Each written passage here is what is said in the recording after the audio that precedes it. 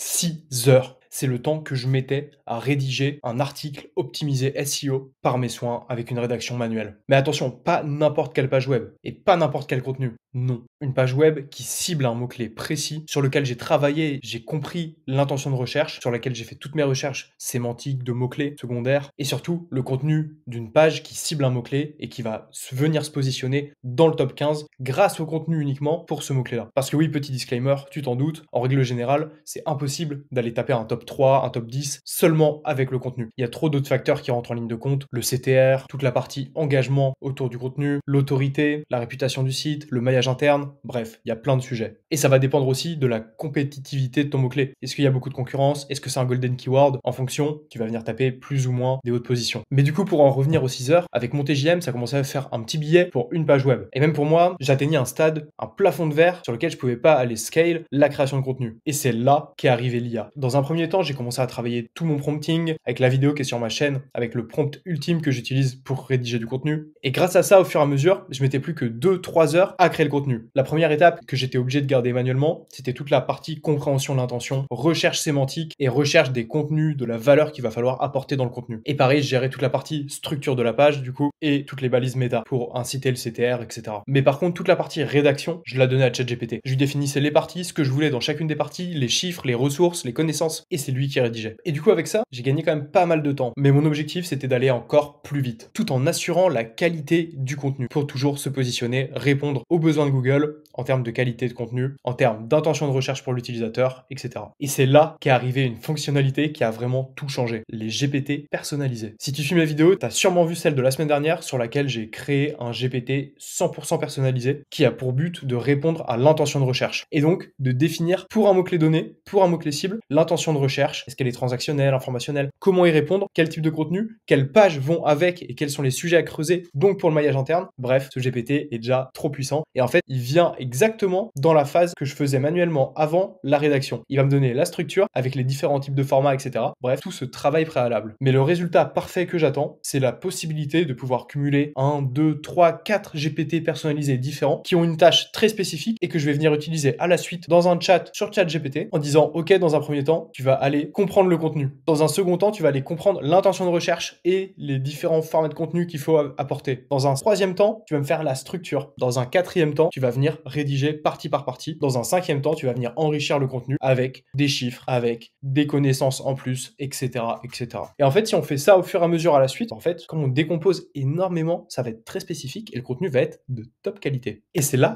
qu'intervient cette vidéo parce qu'on va venir créer le deuxième GPT ensemble sur la partie rédaction du contenu. Donc là, tu vois, c'est exactement le GPT que j'ai créé la semaine dernière sur l'intention de recherche. Et si on le réutilise avec un mot-clé spécifique, donc on va partir sur ce mot-clé-là, coque pour AirPods. Et on va venir faire les petits tests. D'ailleurs, n'hésite pas à aller le rechercher sur le marketplace ou aller voir dans le lien de la description de ma dernière vidéo parce que il est totalement gratuit et accessible pour tout le monde. Donc si tu veux l'utiliser, c'est parti. Donc tu vois, coque pour AirPods, c'est transactionnel. Il recherche probablement à acheter une coque pour AirPods. Ça paraît logique. Il y a plusieurs questions qui sont liées, donc ça va être des sujets qu'il va falloir traiter sur le site, absolument. Et là, du coup, hop, introduction. Bon, ça, on s'en fiche un petit peu. Les différents types de coques, les meilleures marques, compatibilité avec les différents modèles, ou acheter les coques, guide d'entretien, résumé. Et du coup, il va falloir faire du comparatif. Donc la page qui va se positionner, ça va très certainement être une page assez générique, donc avec toute la partie comparatif, toute la partie tableau, inconvénients, avantages, enfin vraiment une partie générique et qui va venir pousser des sous-pages en fait qui vont être très thématisées. Un comparatif des meilleures matières, un comparatif des meilleures coques, ou acheter les meilleures coques. Tout ça, ça va être les différents sous-sujets. Et en fait, il va falloir les aborder un petit peu dans cette page-là, mais surtout repousser vers le maillage interne, vers les sous-pages. Du coup, de la vidéo, si on en a, c'est cool. Liste à puce, forcément, infographie, ok. Du coup, maillage interne, vous voyez, c'est exactement ce que je disais. Lien vers des guides d'achat, non. Et du coup, après, il nous donne quelques idées de contenu en plus. Ok, très bien. Là, je vais venir reprendre exactement tout ce qu'il m'a dit. Vous allez comprendre pourquoi. Tout simplement parce que là, en fait, on va venir créer un nouveau GPT. En fait, dans ce GPT-là, on va partir de la base du précédent. Comme ça, on va faire vraiment la liaison entre les deux. Et ça va être intéressant. Donc pareil, on va mettre une petite image, un petit titre. Maintenant que j'ai configuré, ce qu'il va falloir que je lui dise, c'est OK,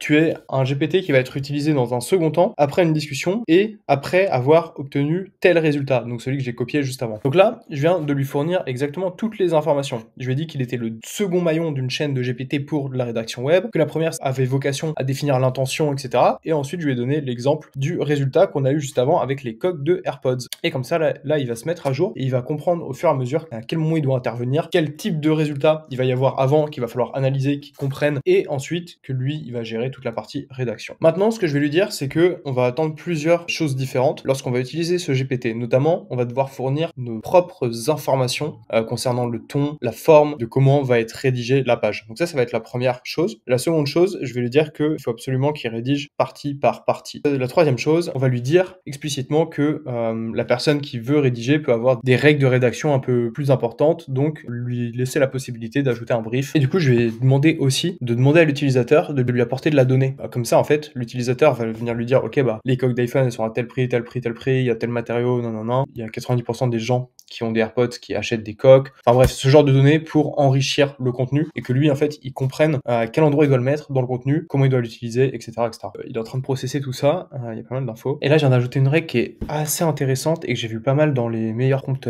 engineering, c'est de faire poser à ChatGPT des questions à l'utilisateur. Donc en fait, là, je lui dis, avant chaque rédaction de partie, tu vas venir poser toutes les questions qui te semblent logiques, pertinentes à l'utilisateur pour qu'il te réponde et pour qu'en fait, toi, tu comprennes au mieux le sujet et que tu donnes le contenu le plus qualitatif possible. Et voilà. Donc là, j'actualise et on va pouvoir le tester en live. Donc, ce que je vais lui faire, c'est que je vais remettre juste le contexte du GPT précédent et on va voir comment il interagit avec nous, ce qu'il nous donne au fur et à mesure. Alors, ok, donc là, il a déjà bien compris son rôle de rédaction. Très bien. Et là, c'est super intéressant parce que vraiment, il fournit du bon contenu. Regardez-moi ça. Là, il vient de nous mettre un tableau de données exactement comme je lui ai demandé juste avant. Là, il nous met des listes à puces et ça, c'est vraiment pas mal. Du coup, ça peut même pousser l'affiliation, etc. Entretien, nettoyage régulier. Ok, ce qui va potentiellement me manquer, c'est que je vais lui demander de noter un endroit lorsque c'est... Oh bah non, oh là là, c'est beau, j'allais justement parler du maillage interne. Accessoires essentiels pour AirPods, revue détaillée de certaines marques. Ok, je vais quand même lui demander de pas me mettre le maillage interne tout en bas et surtout de contextualiser dans des paragraphes, ça va être plus pertinent. Mais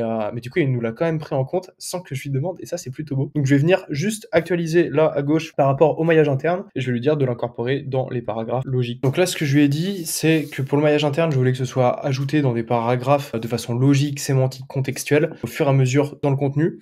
Et dans un deuxième temps, ce que je lui ai dit, parce que ça me paraissait quand même pas incroyable, c'est là, dans les titres, il me reprend section 5, guide, pas incroyable. Du coup, je lui ai dit de retravailler à chaque fois tous les titres pour en faire en sorte qu'ils soient beaucoup plus humains, qu'ils reprennent soit le mot-clé principal, soit des mots-clés secondaires, et du coup, faire en sorte que ce soit juste un peu plus punchy, et parce que section, c'est pas ouf. Donc là, le contexte a été mis à jour pour inclure des liens logiques et sémantiques dans le maillage interne, et pour retravailler les titrages de ok, ça me paraît vraiment pas mal. L'autre point qui va potentiellement me manquer, c'est que quand on avait vu le contenu, il mettait avantages, inconvénients, mais il y avait très peu de détails. Je pense que je vais lui faire une règle où je vais lui dire, ok, quand tu as un paragraphe avec simplement 2 lignes, détaille un peu plus, donne plus de valeur. Fais en sorte d'avoir au moins 4 paragraphes par partie différente, par titre H2. Ah, on va faire ça, on va le faire comme ça va être assez malin. Ok, donc là je lui ai fait la mention aussi du H3 parce que je suis pas sûr d'en avoir vu passer, et comme ça lui montre aussi qu'on cherche à avoir du contenu très précis. Et du coup, je lui ai donné la règle de il faut absolument que tu aies au moins 4 paragraphes dans chacune des parties pour éviter les parties où tu as avantages, inconvénients avec 2 lignes de liste à puces